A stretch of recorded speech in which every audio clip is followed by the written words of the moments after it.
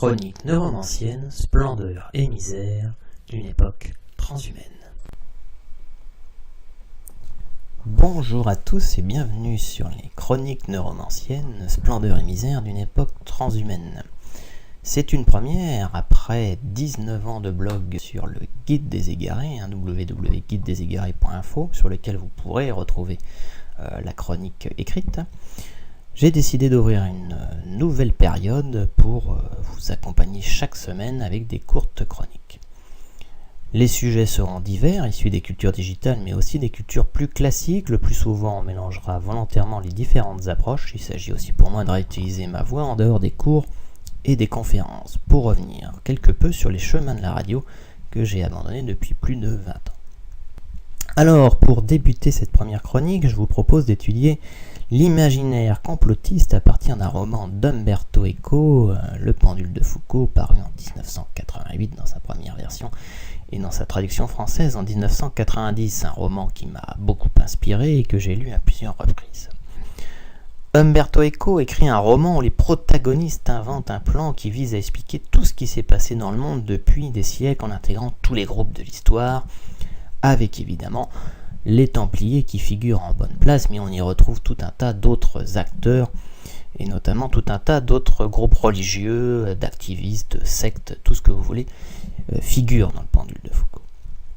Ce qui semble au départ être la réalisation d'un gigantesque jeu de rôle devient une sorte de complot sans limite auquel finissent par croire les inventeurs eux-mêmes de cette histoire, et ils ne sont pas les seuls, puisque bien d'autres finissent par accorder un crédit à cette théorie, à ce plan extravagant, soit parce que ces personnes sont convaincues du bien fondé de l'histoire, soit parce qu'ils y trouvent un sens qui leur permet de comprendre leur place dans le monde. Alors, pour revenir sur cette histoire, c'est parce que derrière, Umberto Eco imagine un roman où il y a des liaisons qu'on pourrait qualifier de totalement dangereuses avec différentes sources d'informations diverses et variées et dont certaines ne sont pas très fiables. Ce qui explique pourquoi, dans un entretien au Monde en 2010, Umberto Eco disait que, à l'avenir, l'éducation aura pour but d'apprendre l'art du filtrage. Ce conseil ou avertissement prolonge l'objectif du roman qui était de démontrer les racines et l'imaginaire des théories du complot, voire d'en démontrer la construction, le ridicule et la perdition auquel il peut mener.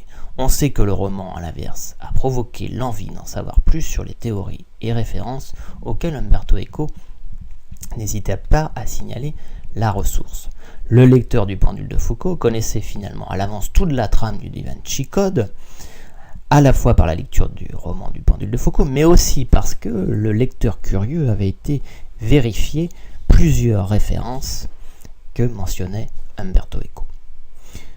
Eco a produit, comme bien souvent dans ses romans, un travail multiréférentiel, même s'il y a ici un gros effort de sourcer avec pas mal de citations en exergue des chapitres. Seulement, il est parfois difficile de savoir si cette citation est un conseil de lecture ou s'il s'agit de démontrer le ridicule et l'insensé de la citation. Le lecteur, parfois, est quelque peu perdu. Un des personnages du roman se nomme Casaubon, une référence à laquelle je n'avais pas prêté attention initialement, mais que le lecteur initié d'emblée remarque. Casaubon ici est une référence à Isaac Casaubon, c'est-à-dire le fameux philologue, le spécialiste de l'analyse des textes qui va notamment démontrer la fausseté de plusieurs textes et notamment du Corpus Hermeticum. Sur Isaac Casaubon, je renvoie à un texte que j'ai écrit pour Savoir CDI l'année dernière. Le but ici dans cette référence à Casaubon, c'est de montrer qu'il y a des racines antérieures à l'analyse documentaire, à la nécessité de ne pas prendre les documents tels qu'ils apparaissent être. Donc le pendule de Foucault nous place d'emblée volontairement dans une guerre du faux, dont on rappelle qu'il s'agit déjà d'un essai d'Umberto Eco dans les années 80, mais ici on comprend que cette guerre du faux est en train de prendre un essor qui dépasse de loin ce qu'avait imaginé Umberto Eco, sachant qu'on est désormais rendu dans une forme de guérilla informationnelle incessante dont on voit le produit au quotidien sur les réseaux sociaux. Mais revenons au pendule de Foucault et à ses personnages. Le narrateur comprend au fur et à mesure qu'il est entré dans une forme de distorsion de la réalité qui repose sur une confusion entre capacité à raisonner et agitation de l'esprit. Les réseaux sociaux actuels semblent hélas privilégier nettement cette agitation de l'esprit, ou stultitia, comme le qualifie notamment Michel Foucault, pour l'opposer à l'exercice de raison. Le pendule de Foucault regorge de citations extrêmement intéressantes qui nous démontrent les méthodes, mais aussi les manières de penser de ceux qui sont en train de fabriquer un gigantesque plan. Un procès plein de silence, de contradictions, d'énigmes et de stupidités. Les stupidités étaient les plus voyantes et dans leur incompréhensibilité même coïncidaient en règle générale avec les énigmes. En ces jours heureux, je croyais que la stupidité créait de l'énigme. L'autre soir, dans le périscope, je pensais que les énigmes les plus terribles, pour ne pas se révéler comme telles, prennent l'apparence de la folie. Mais à présent, je pense que le monde est une énigme bienveillante que notre folie rend terrible, car elle prétend l'interpréter selon sa propre vérité. Cette logique s'observe dans les méthodes qui reposent sur des formes d'érudition schizophrénique ou improbable, une collecte qui rassemble façon puzzle des éléments épars pour leur donner un sens. Ce n'est pas de la recherche d'informations rigoureuse, ce n'est pas de la recherche en sens scientifique, mais c'est en fait purement et simplement une forme de storytelling construite, mais qui, dans les faits, rationnellement, n'a pas de sens.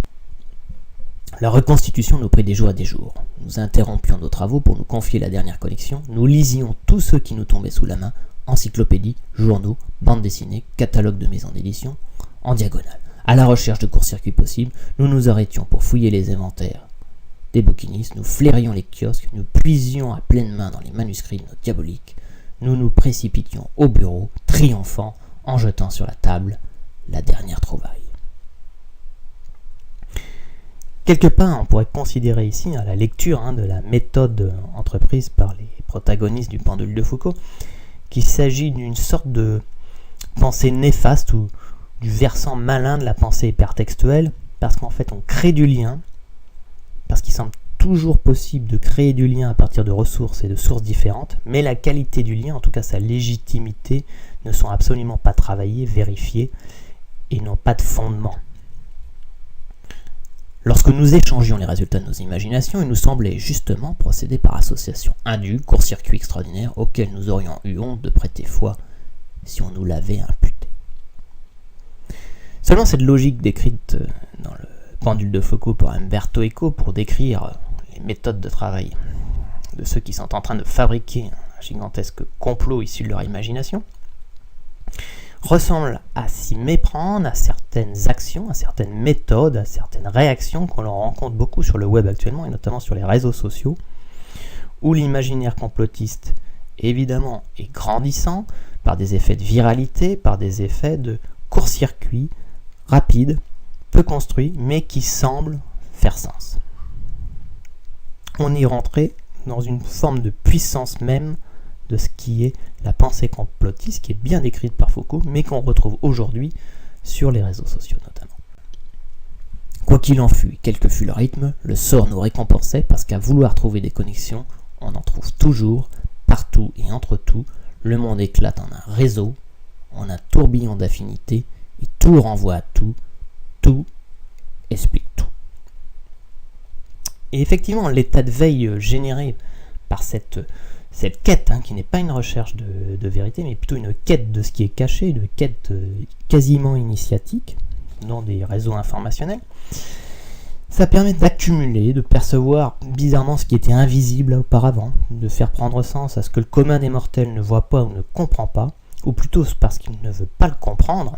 C'est en tout cas l'essence même parfois de la pensée conspirationniste, c'est de considérer que les autres qui ne voient pas le complot ne veulent pas volontairement le comprendre, ils sont eux-mêmes aveuglés, parce que celui qui ne veut pas comprendre n'a pas reçu la lumière et qu'il croit ce que lui racontent notamment ses gouvernants ou ses autres directeurs de conscience. Et on voit là toute l'ambiguïté qu'il y a parfois entre la pensée conspirationniste et puis les formations de base à l'esprit critique qui visent justement à mettre en doute l'information, à l'analyser. Et on voit bien que la pensée conspirationniste a parfois des fondements assez similaires, mais l'objectif final n'est pas la quête de la vérité.